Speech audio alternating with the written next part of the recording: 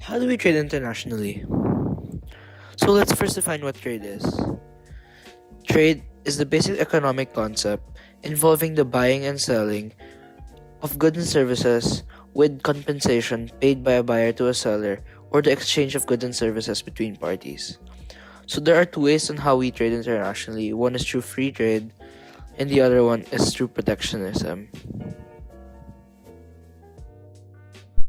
Free trade exists when nations can swap goods and services without the constraints of tariffs, duties, and quotas.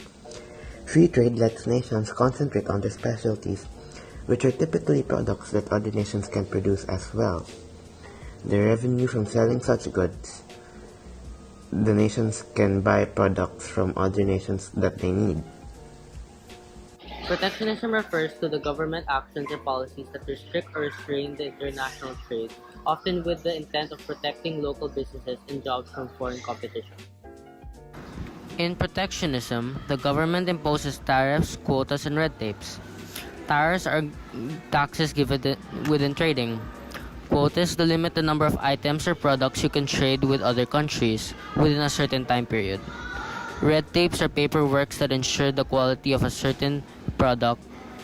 These red tapes can sometimes hinder countries from trading with each other. A famous country that practices protectionism is North Korea. What are the advantages and disadvantages of free trade? One is being efficient in using our resources. Since in free trade we focus on producing a certain good, we are able to use our other resources and become more efficient in using them. Another advantage is having a higher employment. Since in free trade we have specialization and assembly lines, there are more job opportunities, which mean that there's a higher employment rate. But on the other hand, a disadvantage is the trade deficit.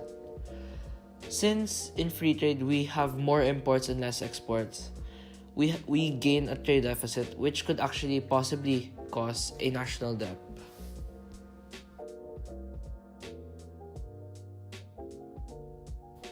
What are the advantages and disadvantages of protectionism?